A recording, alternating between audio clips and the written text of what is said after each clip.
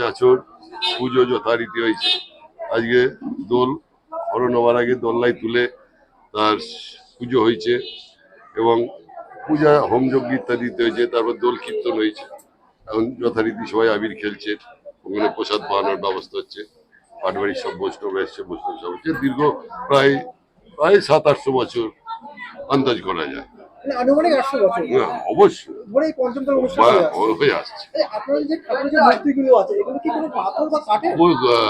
একদম original caustic পাতা, original caustic পাতা। রাধারানী নিম কাটে, রাধারানী নিম কাটে। আর পানবল্লভ যে কৃষ্ণ আছেন উনি তো কষ্টিক পাতা। মন্দির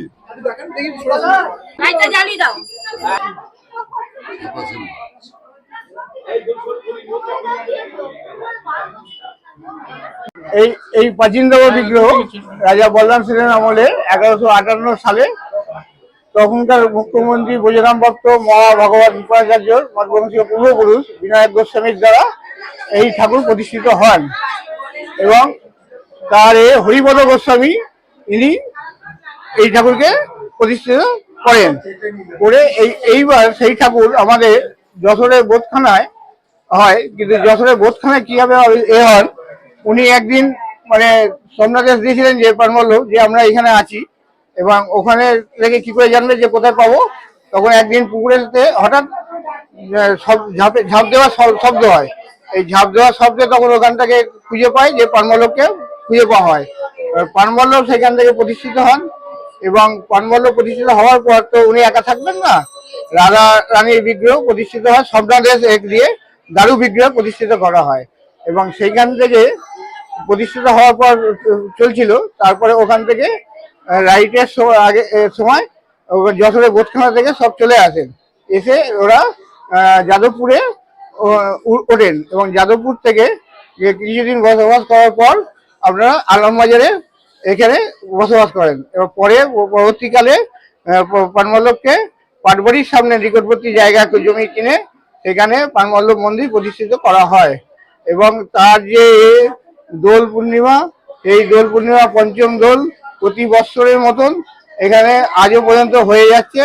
এখনো পর্যন্ত সেই ধারা বজায় রাখা হয়েছে ঠাকুরের এই অশেষ কৃপায়। জয় নিতাই। বলুন।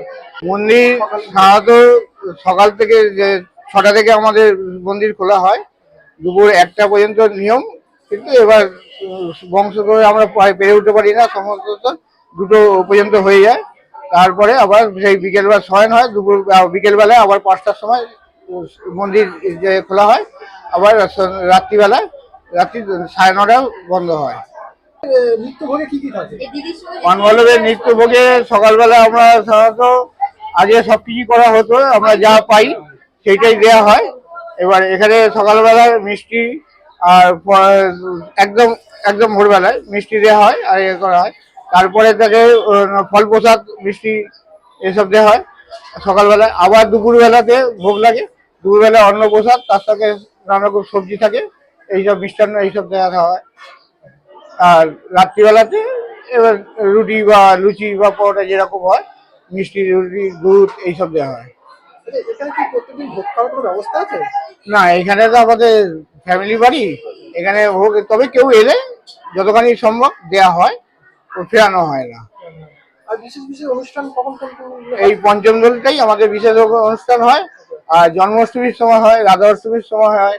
এগুলো সেরকম বড় করে হয় না, ছোট করে হয়। এখন মানে বংশ পরম্পরার ধারাটা বজায়টা রেখেছি, কিন্তু সেইভাবে পেরে ওঠা যায় না, তো শরীরের অক্ষমতা বলুন, এর জন্যই এখনো পাওয়া যায় না।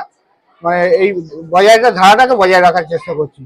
আচ্ছা, আপনার নাম পরিচয় দিন। সৌমেন মজুমদার, এখনকার আমি সেবাই করছি। জয় নিতাই, জয় নিতাই।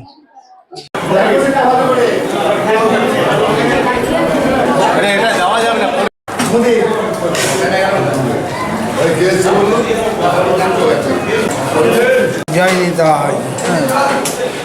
এই পানবল্লভ 700 বছর আগেকার বিগ্রহ। হ্যাঁ, লক্ষণ সেন বল্লাল সেনের আমলের ঠাকুর। গুরুদেবের বাড়ি, এটা হচ্ছে গুরুদেবের বাড়ি। হ্যাঁ আমরা বহুত দিন মানে জয়নগর ঢাকুরিয়া ওইসব জায়গাতে আমরা এসেছি, যাদবপুর, হ্যাঁ এটা আমার গুরুদেবের। আপনি কত বছর ধরে আসছেন? আমি এটা আসছি প্রায় 15-20 বছর ধরে আসছি। আচ্ছা, 15-20 বছর কি তারও বেশি হবে। মা যখন আমাদের এখানে নিজের হাতে ভোগ রন্ধন করতেন এবং আমরা এখানে রেগুলার বেসিসে এসে মায়ের হাতে ভোগ প্রসাদ খেয়ে দিতাম। হ্যাঁ আমরা 20-25 বছর তো হয়েই গেছে। এইখান থেকে বাবার কাছে গুরুদেবের কাছে দীক্ষা নেওয়া 4-5 বছর। হ্যাঁ দাদার বন্ধুর বাড়ি দীক্ষা নেওয়া এখান থেকে। এবং আমরা সব ভাই বোন, আমরা 4 ভাই বোন এখানে দীক্ষিত। বৃন্দাবনে ফুল ফুটেছে লাল গোলাপ আর সাদা, কোন ফুলেতে কৃষ্ণ আছে কোন ফুলেতে রাধা। রাধা কুণ্ড শ্যাম কুণ্ড গিরি গোবর্ধন, রাধা কুণ্ড শ্যাম কুণ্ড গিরি গোবর্ধন। তাহার মাঝে লীলা করে মদন মোহন। বৃন্দাবনে ফুল ফুটেছে লাল গোলাপ আর সাদা, কোন ফুলেতে কৃষ্ণ আছে কোন ফুলেতে রাধা। আয় ললিতা আয় বিশাখা দেখবি যদি আয়, আয় ললিতা আয় বিশাখা দেখবি যদি আয়। রাধা কৃষ্ণের যুগল মিলা নয়ন জুড়ায়। হে গোপাল হে দীন দয়াল, তুমি ছাড়া এই জগতে কি আছে কার নাম। হে গোবিন্দ হে গোপাল হে দীন দয়াল, তুমি ছাড়া এই জগতে কি আছে কার নাম। তুমি সৃষ্টি তুমি বলে তুমি অন্তর্যামী, তোমার হাতে আছে জগৎ তুমি সবার স্বামী। হে গোবিন্দ হে গোবিন্দ হে গোপাল হে দীন দয়াল, তুমি ছাড়া এই জগতে কি আছে কার দাম। জন্ম কবে মৃত্যু কবে তোমার খাতায় লেখা, তুমি যেমন নাচাও নাচি সবই তোমার লীলা। হে গোবিন্দ হে